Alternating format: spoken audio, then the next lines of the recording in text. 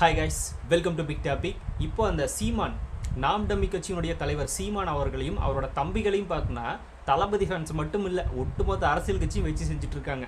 மற்ற இதர கட்சிகளாகட்டும், பத்திரிகையாளர்களாகட்டும், பொதுமக்கள் ஆகட்டும் அப்படின்னு எல்லாருமே வச்சு செஞ்சுட்டு இருக்காங்க. அந்த அளவுக்கு பார்த்தோன்னா இவங்களோட தரத்தை இவங்களே குறைச்சி இவங்க பார்த்தோன்னா நான் வந்து முழு முட்டாள்கள் அப்படின்ற ரேஞ்சுக்கு பார்த்தோன்னா கொண்டு போய் விட்டாங்க. அப்படிதான் மக்கள் இவங்க பார்க்குறாங்க அப்படிங்கிறத அவருடைய சொந்த கட்சியிலிருந்து வெளியே வந்த பல தம்பிகள் பேசுகிறத சோசியல் மீடியாஸில் பார்த்துருப்பீங்க. அது யார் அப்படின்றத பேரை வந்து நான் சொல்ல விரும்பல, நீங்களாம் அவங்களெல்லாம் ஃபாலோ பண்ணிட்டு தான் இருப்பீங்கன்றது தெரியும். ஸோ அந்த லெவலில் பார்த்தோன்னா இந்த குரூப் நடந்துகிட்ருக்கு. அவங்களுக்கு பார்த்தோம்னா இவங்களாம் அட்வைஸ் கொடுக்குற அளவுக்கு பார்த்தோன்னா அந்த தற்கொலை குரூப் மாறியாச்சு. அதில் மிக முக்கியமாக பார்த்தோன்னா தளபதியில் அந்த கூட்டத்தை பார்த்துட்டு ஐயோ இவரை கூட்டம் கூடுதலே என்னடா பண்ணுறது அப்படின்னு வைத்திருச்சல என்ன பேசுறதுன்னே தெரியாமல் பேசிகிட்டு இருக்கிற ரெண்டு மிக முக்கியமான நபர்கள் யார் அப்படின்னா, ஒன்று இந்த சீமான், இன்னொன்று பார்த்தோன்னா இந்த சாட்டை துரைமுருகன். இவங்க ரெண்டு பேர் பேசுகிறதையும் பாருங்களேன். நேற்று இருந்து ரெண்டு பேரும் பேசிகிட்டு இருக்காங்க. அண்ணா பார்த்தோன்னா ஒரு ஸ்டேஜில் பேசுகிறாரு ஒரு இடத்துல, இவர் ஒரு இடத்துல பேசுகிறாரு. ரெண்டு பேரோட ஸ்கிரிப்டும் ஒன்று தான், அதாவது ரெண்டு பேருமே ஒரே விஷயத்தை பேசுகிறாங்க. ஆனால் தெரிஞ்சு பார்த்தோன்னா இவர் ஸ்கிரிப்ட் எழுதுனா அந்த ஸ்கிரிப்டை இங்கே பாஸ் பண்ணிடுறாங்க, இவங்க ஸ்கிரிப்டை பார்த்தோன்னா இவருக்கு பாஸ் பண்ணிடுறாரு பொருள். இந்த மாதிரி மாற்றி மாற்றி தம்பி துறை இன்றைக்கி என்னடா ஸ்கிரிப்ட் இதான் ஸ்கிரிப்ட், இதை நான் எடுத்துக்கிறேன், நீ நைட்டு பேசிக்கோ. இல்லை அப்படின்னா இவர் அண்ணா நீங்கள் என்ன ஸ்கிரிப்ட் பேச போகிறீங்களோ அதுக்கு எனக்கு ஃபஸ்ட்டு தந்துருங்க, அதுக்கப்புறமா நீங்கள் பேசுங்க அப்படின்னு ஸ்கிரிப்ட் வைஸாக பார்த்தோன்னா பிரிச்சுக்கிறாங்க. அந்த மாதிரி ரெண்டு பேரும் ஒரு கேள்விகள் கேட்குறாங்க.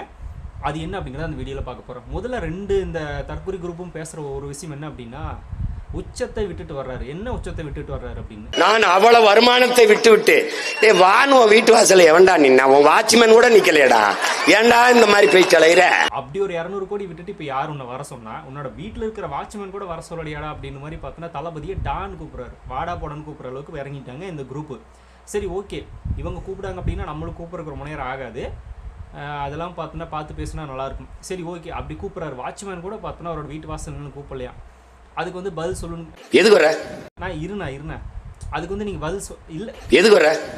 இருண்ணா அதுக்கு வந்து வானுவ வீட்டு வாசல எவன்டா நின்னா. ஸோ திறக்கடா. இவருக்கு இன்னைக்கு மதிப்பு இருக்கு. இந்தியாவிலேயே அதிக சம்பளம் வாங்குற நடிகர் தமிழ்நாட்டில் அவர் தான் முதன்மையான நடிகர். உண்மையிலே பார்த்தா அவர் தான் இப்போதைக்கு சூப்பர் ஸ்டார்.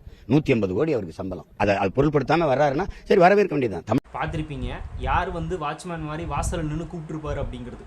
150 கோடியை விட்டுட்டு வர்றாரு அப்படின்னா அது சாதாரண விஷயம் கிடையாது. 20 கோடி பார்த்தோன்னா டேக்ஸுக்கு போனாலும் மீது 130 கோடி அவருக்கு சம்பளம். அதை விட்டுட்டு ஒருத்தர் இறங்கி வர்றாரு அப்படின்னா அவரை வரவேற்கணும்னு பேசுனது யாரு பார்த்துருப்பீங்க. இவரை பேச்ச கேட்டு தான் தளபதி வந்துட்டார். அவர் வராமல் இருந்திருக்கணும். இவரெல்லாம் கொடுத்த ஐடியாவில் தான் தளபதி வந்துட்டார் அப்படின்றது அவர் சொல்லியிருக்காரு. பாருங்க எந்த அளவுக்கு ஒரு மானங்கட்ட பிறகு இருப்பார் அவர் சொல்லி கொடுத்த நபர். பாருங்க, இது மட்டுமா, இன்னொன்று பேசியிருக்காரு. என்னன்னா, நான் தனியாக சண்டை செய்கிறேன், கூட என்னோட தம்பி வந்து அண்ணன் எவ்வளோ நாள் கஷ்டப்படுவார், அவரும் பார்த்தோன்னா ரொம்ப நாளாக கஷ்டப்பட்டு கத்தி பார்த்துட்டாரு, வச்சு எடுக்காத குறையாக பார்த்தோன்னா எடுத்துட்டாரு, அதனால் பார்த்தோன்னா நானும் போய் சப்போர்ட் பண்ணுறேன் அப்படின்னு என் தம்பி விஜய் வர்றா. யார் பேசுனது? இதே தற்கொலை சீமான் தானுங்க, இவர் தான் பேசினார் வரட்டும் அப்படின்னு. சரி ஓகே, அந்த 200 கோடி விட்டுட்டு வரதெல்லாம் ஒரு பெரிய விஷயமா அப்படின்னு பார்த்தோன்னா இந்த சாட்டை திரும்ப அடுத்தது ஆரம்பிக்கிறாரு. இந்த சீமானும் சாட்டை திரு ரெண்டு பேரும் ஒன்று தான். அது இன்னும் 200 கோடி விட்டுட்டு வர்றது அப்படின்னு. அதாவது 200 கோடி அப்படிங்கிறது இவங்களுக்கெல்லாம் கனவு தான், அது கிடைக்காது, அது வேறு விஷயம். ஆனால் வந்து அந்த 20,000 ரூபாய்க்கு இப்படி இந்த கையை கட்டி ஒரு வீடியோ ஒன்று போடுவாங்கள்ல, இனமானத்தை காக்க அவங்களோட வருமானம் தேவை அப்படின்னு.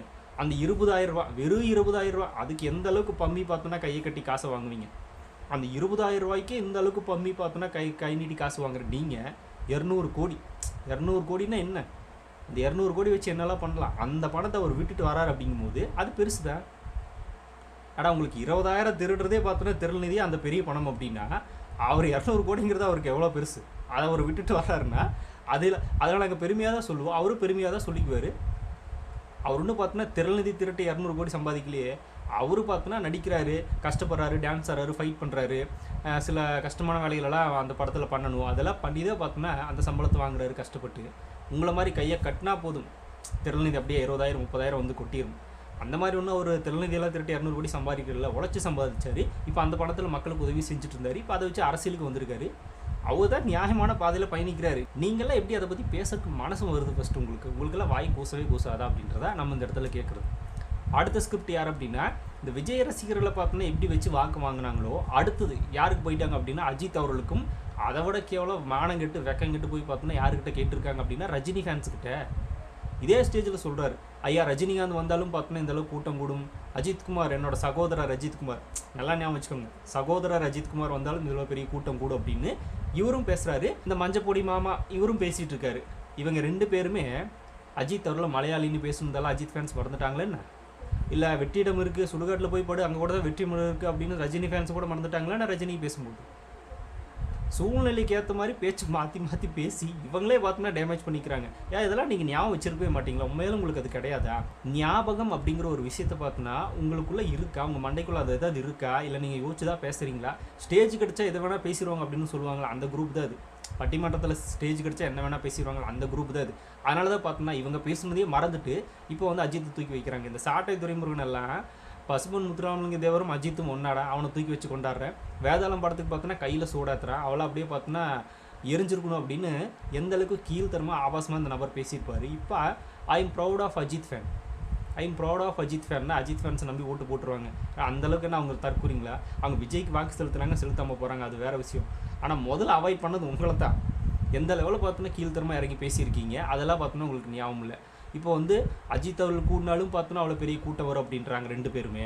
அந்த மஞ்சப்பொடி மாமா ப்ளஸ் வந்து தற்கூரி சீமான் இவங்க 2 பேருமே சொல்கிறாங்க அஜித் வந்தால் கூட்டம் கூடும், ரஜினி வந்தால் கூட்டம் கூடும். அப்போ கூட இவங்க என்ன சொல்கிறாங்க அப்படின்னா இவங்கெல்லாம் வந்தால் கூட்டம் கூடும், நயன்தாரா வந்தால் கூட கூட்டம் கூடும். அப்படியெல்லாம் ஏன் சொல்கிறீங்க? எங்கள் அண்ணன் சீமான் வந்தால் எவ்வளோ கூட்டம் கூடும் பாருங்க அப்படின்னு சொல்லுங்களேன். சொல்ல மாட்டீங்க, ஏன்னா வராது. யார் வருவா? நேற்று நைட்டு கூட பார்த்தோன்னா முட்டு சந்தில் ஒரு 30 பேர் உட்காந்துருப்பாங்க, முக்கி பேசினாலும் ஒரு 3 ஓட்டு விழுகும். அதுக்கு தான் பேசிகிட்டு இருக்காங்க இவங்க, அவ்வளோதான். அங்கே 300 பேர் இருக்கிறாங்கன்னா அதில் ஒரு 3 ஓட்டு விழும். அதுதான் இவங்களோட நிலைப்பாடு. அந்த முட்டு சந்து மீட்டிங்கு அதுக்கு ஒரு திருநந்தி திருட்டி காசு ஆட்டை போட்டு அதுக்கப்புறமா பார்த்தோன்னா அங்கிங்கே வந்து நாங்கள் இனமானம் காப்போம் அப்படின்னு சொல்லி பேசிட்டு இதே அவங்களோட நிலைப்பாடு. அதாவது அஜித் வந்தால் கூட்டம் கூடும், ரஜினி வந்தால் கூட்டம் கூடுன்றது எல்லாருக்குமே தெரியும். அப்படி கூட்டம் கூடினாலும் கூட அந்த ரசிகர்கள் அவங்களுக்கு தான் வாக்கு செலுத்துவாங்க. அவங்க அரசியலுக்கு வந்துட்டாங்க அப்படின்னா உங்களுக்கு கிடையாது. அவங்களுக்குன்னு ஒரு கூட்டம் இருக்குது, அந்த கூட்டத்தை பார்த்தோன்னா அவங்க திரட்டுறாங்க, அது மூலமாக அவங்க வாக்கு வாங்குறாங்க, ஜெயிக்கிறாங்க, போகிறாங்க. ஆனால் உங்களுக்கு கூட்டமே கூட மாட்டேன்றதே, அதை பற்றி ஏப்பா பேசவே மாட்டேங்கிறீங்க? இவங்க நம்மளுக்கு பார்த்தோன்னா எங்களுக்கு வந்து தன்னால் ஒரு கூட்டம் கூடுன்னு சொல்லுவாங்க, அப்போல்லாம் ஒன்றுமே கிடையாது. இவங்க போடுற மீட்டிங் எல்லாத்தையுமே பார்த்தீங்க அப்படின்னா இங்கே வந்து மெயின் ரோடு இருக்கும், அந்த மெயின் ரோடுக்கு சைடில் எந்த இடத்துல இருக்கோ, எந்த இடம் ஃப்ரீயாக இருக்கோ அந்த இடத்துல வந்து மீட்டிங்கை போட்டுருவாங்க. அப்போ என்ன பண்ணுவா, பஸ்ஸுக்கு நிற்கிறவன், ஆட்டோவுக்கு நிற்கிறவன், ஸ்கூல் பையன், அப்புறம் பார்த்தோன்னா ரோட்டில் வந்து கடை போட்டிருக்கிறவங்க, ரோட்டில் தள்ளுவண்டி கடையில் சாப்பிட்டு இருக்கிறவங்க, இந்த மாதிரி பல நபர்கள் பார்த்தோன்னா யாரோ ஒருத்தர் வெத்த காட்டுற வாங்கினா வேடிக்கை பார்ப்போம் அப்படின்னு வந்து கூட்டம் நிற்க தான் செய்வாங்க. இப்படி தான் வர வைப்பாங்க இவங்க தன்னால் பார்த்தோன்னா ஏதோ ஒரு இடத்த கூப்பிட்டு இங்கெல்லாம் நீங்கள் வாங்கன்னு கூப்பிட்டா யாரும் வர்றதில்ல. இவங்க பார்த்தோன்னா மக்கள் இருக்கிற இடத்துல போய் மீட்டிங்கை போட்டுட்டு மக்களை நாங்கள் சேர்த்துட்டோன்றாங்க. அங்கே இருக்கிறவங்கெல்லாம் இந்த ஒரு குரூப் நின்றுருக்குது அப்படின்னா வந்து நிற்க தான் செய்வாங்க. இவங்கெல்லாம் யாரும் கூப்பிட்டெல்லாம் பார்த்தோன்னா யாரும் வந்து இந்தளவு கூட்டம் சேரல, அதுவே உங்களுக்கு புரிய மாட்டேங்குது. ரோட் ஷோவில் பார்த்தோன்னா இவங்க வந்து தளபதி விஜய் ரோட் ஷோ நடத்தி நம்ம பார்த்துருப்போம் திருச்சியில். ஆனால் இவங்க ரோடையே ஷோவாக எடுத்துக்கிறாங்க. அங்கேருந்து பஸ்ஸில் போகிறவங்க, 2 வீலரில் போகிறவங்களாம் நின்று வேடிக்கை பார்த்துட்டு போவாங்க. இப்போ ஒரு நாய் அடிபட்டு இருந்துச்சுன்னா நம்ம 2 வீலர் நிறுத்தி பார்த்துட்டு போக மாட்டோமா? அந்த மாதிரி நிறுத்திட்டு போகிறாங்க, நிறுத்தி பார்த்துட்டு போகிறாங்க. அதை பார்த்தோன்னா தன்னெழுச்சியான கூடிய கூட்டம் அப்படின்னு இவங்களா பேசிக்கிறது. இது ஒரு டைப்பு.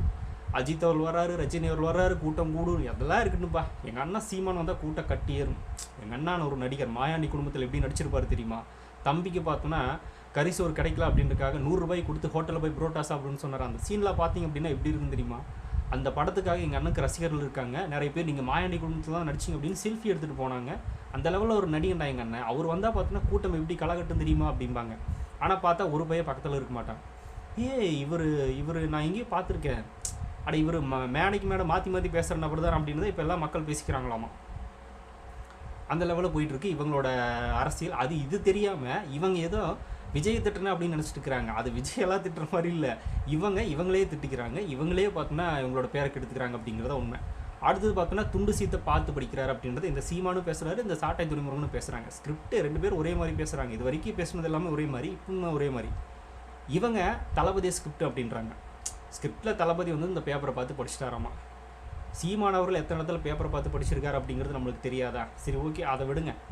அது தளபதி பார்த்தோன்னா ஸ்கிரிப்ட் ரெடி பண்ணிட்டு வந்ததில்லை.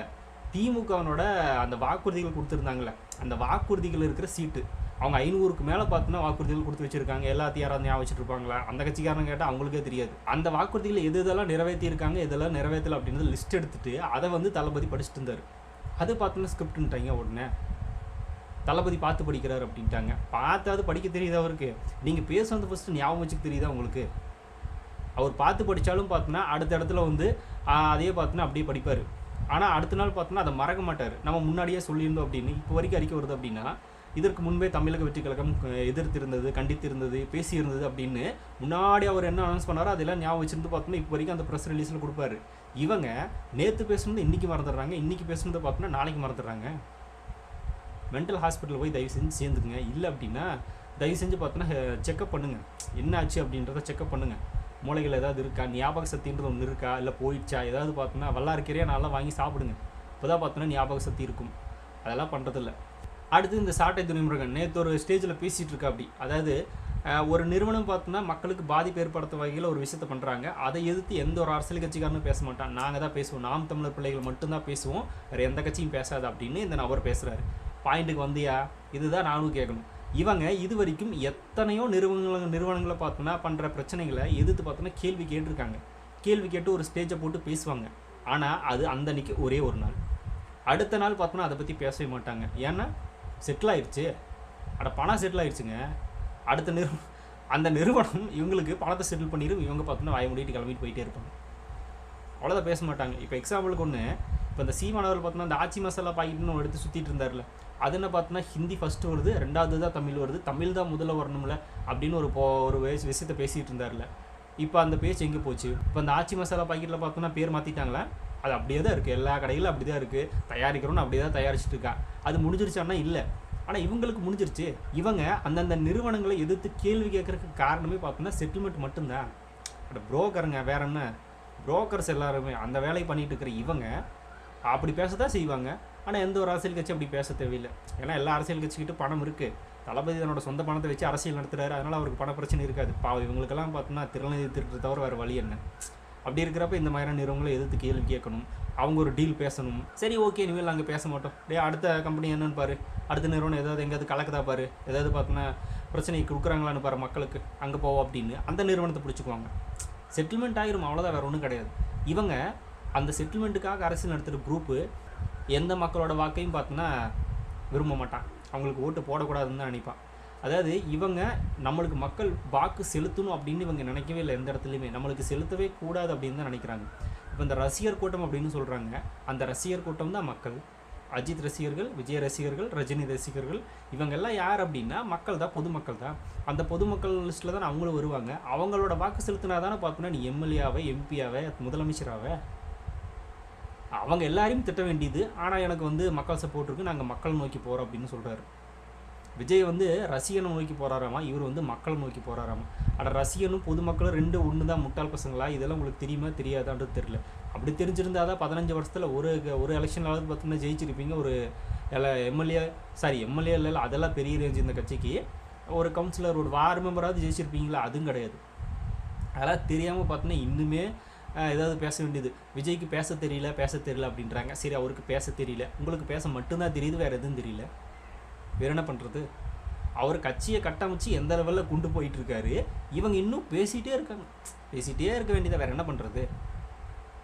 எந்த ஒரு அரசியல் பின்புலன் இல்லாத சப்போர்ட்டை வச்சுக்கிட்டு அவர் அரசியல் களத்துக்கு வந்து இவ்வளோ அரசியல் பேசி இவ்வளோ கூட்டத்தை கூட்டி இப்போ தேர்தலை சந்திக்க பார்த்தோன்னா சுற்றுப்பயணத்தையே மேற்கொண்டார். இவங்க இன்னும் அதே இடத்துல பார்த்தோன்னா பேசணுன்ட்டே இருக்காங்கன்னா இவங்களால என்ன சொல்கிறதுன்னு தெரியல. இவங்க அப்படியே தான் இருப்பாங்க. இவங்க முன்னோக்கி போகிற மாதிரி இருந்தால் தானேங்க கூட்டணிக்கு போவாங்க. இல்லை அப்படின்னா வந்து இந்த மாதிரி மற்றவங்கள அவமரியாதை பேசாமல் இருப்பாங்க. நம்ம இங்கேயே நிற்கணும், அவ்வளோதான். இங்கே நின்னா தான் நம்ம பார்த்தோன்னா புரோக்கர் மாதிரி பிஸ்னஸ் பண்ண முடியும், காசு பார்க்க முடியும். அங்கே போயிட்டா நம்மளுக்கு தேவையில்லாத வேலை, திடீர்னு சொன்ன வாக்குறுதிகளாக செஞ்சு கொடுங்க சீமான்னு கேட்டுருவாங்களே. கச்சத்தீவை பார்த்தோன்னா இலங்கை அரசு நான் வந்தோடனே தூக்கி கொடுத்துருவாங்கன்னு சொன்னார்ல, அதை பண்ணுங்க சீமான் அப்படின்னு கேட்பாங்களே. அதெல்லாம் நான் கதை விட்டதுப்பா, அதெல்லாம் கதை, அதில் ஏப்பா நம்புறீங்க? அதெல்லாம் நம்பக்கூடாது. திடீர்னு அந்த மாதிரி பண்ண சொல்லிட்டாங்கன்னா ஜெயிச்சதுக்கப்புறமா எப்படி பண்ணுவார்? அது வாய்ப்பு இல்லை. அதுக்கப்புறமா பார்த்தோன்னா எல்லாருக்கும் அரசு வேலைன்னு சொல்லியிருந்தார்ல, அதெல்லாம் கொடுங்க அப்படின்னு கேட்டுருவாங்க. அப்புறம் எப்படி கொடுக்க முடியும்? அதெல்லாம் வாய்ப்பு இருக்கா? நடைமுறைக்கு சாத்தியமே இல்லையே. நம்ம சும்மா கதை விட்டது, அதை பார்த்தோன்னா நம்பிட்டு நம்மளை கேட்க ஆரம்பிச்சிட்டாங்கன்னா என்ன பண்ணுறது? அப்புறம் பார்த்தோன்னா பலாயிரக்கணக்கான ஏக்கரில் பார்த்தோன்னா நான் வந்து அந்த தோட்டம் வைப்பேன், இந்த தோட்டம் வைப்பேன், பால் பண்ண வைப்பேன்னு சொல்லுவார்ல, அதெல்லாம் பண்ணுங்கன்னு கேட்டாங்கன்னா என்ன பண்ணுறது? அதெல்லாம் நம்மளால் பண்ண முடியுமா என்ன? ஆனால் நடைமுறைக்கு சாத்தியமாக நம்மளால் முடியாது. சாத்தியமாக இருந்தாலும் திடீர்னு பண்ண சொல்லி கேட்டாங்களா என்ன பண்ணுறது? நம்ம ஜெயிச்சிட்டோம்னா அப்படிலாம் இருக்கக்கூடாது. நம்ம எல்லாரையும் திட்டிகிட்டே இருக்கணும். நம்மளை ஒரு சில பேர் மட்டும் ஃபாலோ பண்ணணும். அந்த ஃபாலோ பண்ணுறவங்க மூலமாக நம்ம பிஸ்னஸ் பார்த்துக்கணும். இதுதான் அவங்களோட நிலைப்பாடு. இது தெரியாத தற்கொலைத்தவங்க இன்னும் பின்னாடி சுற்றிட்டு இருக்காங்க. இதில் இந்த அபுபக்கர் அப்படிங்கிற ஒரு பக்கின்னு நினைக்கிறேன், அந்த பக்கிக்கு ஒன்றுமே தெரில. மரங்களின் மாநாடு நடத்துனதுக்காக நம்ம தாவேகவனோட ஒரு நிர்வாகி அவர் பார்த்தோன்னா விவாதத்தில் பேசியிருந்தார்.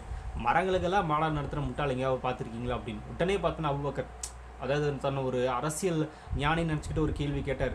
நீங்கள் தானே பிறப்புக்கும் எல்லா உயிருக்கும் அப்படின்னு வச்சுருக்கீங்க, அப்படின்னா அதுக்கு சேர்ந்து தானே அரசியல் பண்ணுறாரு, அதை நீங்கள் ஆதரிக்கணும்ல, எதுக்கு எதிர்க்கிறீங்க அப்படின்னு. அந்த குறளே இவங்களுக்கு புரியுமான்னு தெரியல. அந்த குறளை இவங்க முழுசாக படிக்கலன்னு நினைக்கிறேன். பிறப்புக்கும் எல்லா உயிருக்கும் சிறப்பொவ்வா செய்தொழில் வேற்றுமையான் அப்படிங்கிறது அந்த குறளோட அவனோட முழு குறள் இதுதான். ஒருத்தர் செய்கிற வேலையை வச்சு பார்த்தோன்னா அவனை வந்து நம்ம கீழ்படுத்தக்கூடாது, அவனை வந்து மேலேயும் கீழே அப்படின்னு பிரிக்கக்கூடாது அப்படின்ற மாதிரி தான் அந்த குறள் சொல்லுது. இங்கே ஜாதி ரீதியமாக கட்டமைப்பு வச்சிருக்கிறது யார் அப்படின்னா நம்ம மக்கள் தான், அதாவது மனிதர்களை பார்த்தோன்னா அப்படி கட்டமைச்சு வச்சுருக்காங்க. அதனால் அவன் அந்த தொழில் செய்கிறான் இந்த தொழில் செய்கிறான் அப்படின்றக்காகலாம் பார்த்தோன்னா அவர் வந்து பாகுபாடு பார்த்து அவங்கள பிரித்து வைக்கக்கூடாது அப்படின்னு சொல்லுது. இதில் மரங்கள் எங்கே வந்தது? மனுஷனை தானே ஜாதி ரீதியாக பிரித்து வச்சுருக்காங்க, அப்படியெல்லாம் பார்க்கக்கூடாது அப்படின்னு தான் பிறப்புக்கும் எல்லா உயிருக்கும் எல்லாருமே சமம் அப்படின்னு தான் சொல்கிறது. இதில் மரங்கள் எங்கே வந்தது? மரங்கள் தான் பார்த்தோன்னா ஜாதி சண்டை போட்டு தெரியுதா? மரங்கள் தான் பார்த்தோன்னா நீ பெரியவன் நான் பெரியவன் அப்படின்னு சொல்லிட்டு சுற்றிட்டு இருக்கா? இல்லையே. மனிதர்களுக்கு தேவையான ஒரு குறள் தான் அந்த குறள். அது தெரியாத இந்த நாம் தமிழர் குரூப்பு நாங்கள் ஒரு தமிழர்கள் அப்படின்னு பேசிட்டு தெரியுறது. இதே மாதிரி தான் மாடலில் மற்றையவை அப்படின்னாரு. மாடலில் மற்றையவை அப்படின்னு இந்த மாடுகள் மாநாட்டில் சொல்லிட்டு இருந்தார். மாடலில் மற்றையவைனாலே அந்த மாடுன்னா அது மாடை தான் குறிக்குது அப்படின்னு பேசுகிற தற்கொலை தானே இவங்க அண்ணன். அப்புறம் இவங்களோட தம்பிகள் எப்படி இருப்பாங்க? அப்படி தான் இருப்பாங்க.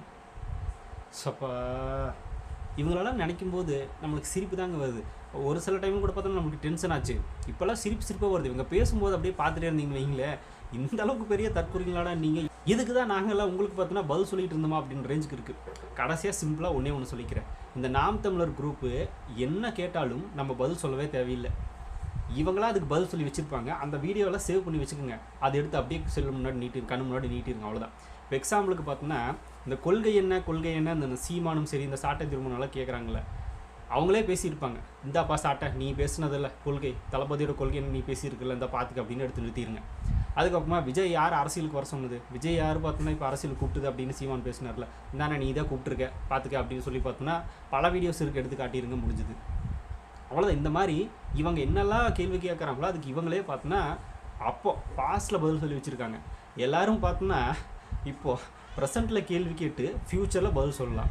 இவங்க பாஸ்ட்டில் பதில் சொல்லி வச்சுட்டு ப்ரெசண்ட்டில் பார்த்தோன்னா கேள்வி கேட்டிருக்காங்க. அதனால் நம்ம இவங்களுக்கு பதில் சொல்ல தேவையில்லை. அந்த பாஸ்ட்டில் இவங்க என்ன பேசுனாங்களோ அதை எடுத்து இவங்களுக்கு காட்டினாலே போதும். அதுவும் பெரியாரை பற்றியெல்லாம் எடுத்து காட்டணும் அப்படின்னா நாம் தமிழர் தம்பிலாம் பார்த்தோன்னா செதறிடுவாங்க. அந்த லெவலில் இருக்குது. ஃபஸ்ட்டு வந்து தெலுங்கனுக்கும் தமிழனுக்கும் போர் அப்படின்னு விஜயகாந்த் சொன்னார். அதுக்கப்புறமா மராட்டியனுக்கும் தமிழனுக்கும் போர் அப்படின்னு ரஜினியும் சொன்னார். இப்போது தளபதி அப்படி சொல்ல முடியாது இல்லையா, அவரே ஒரு தமிழன் தானே. அதனால் ரசிக கூட்டத்துக்கும் லட்சிய கூட்டத்துக்கும் போர் அப்படின்னு சொல்லியிருக்காரு. ஆனால் இவர் சினிமா ரிவ்யூவெல்லாம் பண்ணுவார். அதுக்கப்புறமா இப்போ அஜித் ரசிகர்கள்கிட்ட வாக்கு வேறு கேட்குறாரு. எங்களுக்கு வந்து வாக்கு செலுத்துங்க அப்படின்னு பார்த்தோன்னா அஜித் ரசிகர்களை பற்றி கேட்குறாரு. அவர் இப்போ கேட்டார் அப்படின்னு சொல்லலாம். நான் முன்னாடி சொன்னேன்ல, அந்த ரஜினி வந்தால் கூட்டம் கூடும், அஜித் வந்தால் கூட்டம் கூடும் அப்படின்னு சொன்னார்ல. அப்போது அஜித் பேரை சொன்னோன்னே அங்கே இருக்கிற கூட்டத்தில் நிறைய பேர் பார்த்தோன்னா கைதட்டி விசில் அடித்தாங்க. பயங்கரமாக சத்தம். சீமான் அவர்களுக்கு பயங்கர ஹாப்பி. ஏன்னு சொல்லுங்கள், அந்த இடத்துல அஜித்தை பற்றி பேசணும் அப்படின்னா அஜித் ரசிகன் கண்டிப்பாக இங்கே இருப்பான், நம்மளுக்கு கை தட்டுவான், நம்மளுக்கு 4 ஓட்டு விழும் அப்படின்னு. அப்போ கூட அந்த ரசிகனை யூஸ் பண்ணி தான் வாக்கு கேட்கறதுக்கு ட்ரை பண்ணுறாரு இந்த சீமான் அவர்கள். இதில் விஜய் ரசிகர்களை பார்த்தோன்னா ரசிக கூட்டம் அப்படிங்கிறது, அந்த ரசிக கூட்டத்தை வச்சு தான்ப்பா நீ ஓட்டு வாங்கினேன். போன எலெக்ஷனில் விஜய் ரசிகர்களை பேசி பார்த்தோன்னா ஓட்டு வாங்கி அங்கீகரிக்கப்பட்ட கட்சியாக மாறிட்டேன். இப்போ அடுத்த எலெக்ஷனில் பார்த்தோன்னா அஜித் ரசிகர்களை கவர் பண்ணுறேன். ஆனால் அவங்க ஏற்கனவே என்னை தூக்கி போட்டு மிதிச்சிட்டாங்க. ஏன்னா உன் தம்பி சாட்டை திருமுருகன் எப்படி பேசினார் அப்படிங்கிறதெல்லாம் தெரியும். இப்போது அதை விட நீ விஜய் இப்படி தானே பேசிகிட்டு இருந்தா, இன்னொரு நாள் அஜித் எப்படி பேச மாட்டோன்னு என்ன நிச்சயன்றது அவங்களுக்கு முதலே தெரிஞ்சிருச்சு. அவங்க வாக்கு செலுத்த வாய்ப்பே இல்லை. இதில் வேற அஜித் வந்தார் அப்படின்னா அவர் அரசியல் கட்சி ஆரம்பிக்க மாட்டாருன்னு சொல்கிறாங்க. ஆரம்பித்தா நீ என்ன பேசணும்னு தெரியாதா? எடுத்தோன்னே கேரளக்காரனுக்கு தமிழ்நாட்டில் என்ன வேலை, அங்கே போய் நில்லு அப்படின்னு பார்த்தோன்னா அஜித் அவரில் பேசுவாங்க. அவர் ஒரு மலையாளி அப்படின்னு குறிப்பிட்டு அங்கே போய் பேசு அப்படின்னு அவர் அடிப்பாங்க. இதுதான் அவங்களோட நிலைப்பாடு. இவங்களுக்கு நான் தான் சொன்னேன்ல, இவங்க ஜெயிக்கவும் கூடாது, அதே சமயம் அரசியலும் இருக்கணும். அப்போ தான் கமிஷன் பார்க்க முடியும். ஜெயிக்கிறதுக்கெல்லாம் வாய்ப்பே இல்லை அப்படின்னு தான் எல்லாரும் பார்த்தோன்னா எல்லாருமே வந்து அவங்க எல்லாரோட வாக்கு நம்மளுக்கு வேணும், அதனால் நம்ம கொஞ்சம் பார்த்தோன்னா அனுசரித்து போகணும், அமைதியாக பேசணும் அப்படின்னு கடந்து போயிருப்பாங்க. அதான் பக்கா ஃப்ராடாச்சு. காசுக்காக வேலை செய்கிற குரூப்பு இப்படி தான் இருக்கும். இன்னும் பல வீடியோஸ் வந்து இவங்களை பற்றி வச்சு செய்யறதுக்காக காத்திருக்கோம். ஸ்டேஜ் ஒன்று கிடைக்க மாட்டேங்குது. இந்த சாட்டை திருமலை ஸ்டேஜில் பேசுகிறாருல, அந்த மாதிரி தாவேக்கா ஸ்டேஜ் ஒன்று கிடச்சுன்னு வைங்களேன், வச்சு செஞ்சுருவோம். அந்த மாதிரி நம்மளுக்கு கிடைக்க மாட்டேங்குது. பட் கிடைக்கலாம் போகாது. கிடைக்கும்போது நல்லா வச்சு செய்யறதுக்காக தான் ஐ எம் வெயிட்டிங். ஸோ தளபதி எங்களை தயவு செஞ்சு காரியாவது துப்புங்க அப்படின்னு பார்த்தோன்னா கெஞ்சிக்கிட்டு இருக்காங்க. தளபதி என்ன பேசினாலும் திரும்பி கூட பார்க்க மாட்டார். அதாவது இவங்க நினச்சிட்டாங்க என்ன பேசினாலும் நம்மளை இந்த விஜய் பேசவே மாட்டானே, நம்மளை பற்றி சொல்லவே மாட்டானே, என்னதான் பண்ணுறது அப்படின்னு இன்றைக்கி வாடா போடான்னு ஆரம்பிச்சிட்டாங்க. இந்த சாட்டை துறைமுருகன் ப்ளஸ் சீமான் 2 பேருமே ஸ்டேஜில் வாடா போடான்னு பேசுகிறாங்க. ஒரே மீனிங்கில் பார்த்தோம்னா பேசுகிறது, ஒரே கருத்தை பேசுறது, ஒரே மாதிரி பேசுறது, ஸ்கிரிப்டட் 2 பேரும். அதாவது இவங்களோட மனநிலைமை இப்போ என்னவா இருக்குது அப்படின்னா, தளபதி எங்களை பேசலை, கடைசிக்கு காரியாவது துப்ப எங்களை அப்படின்ற லெவலுக்கு தான் பார்த்தோன்னா வாடா போடான்னு பேச ஆரம்பிச்சிட்டாங்க.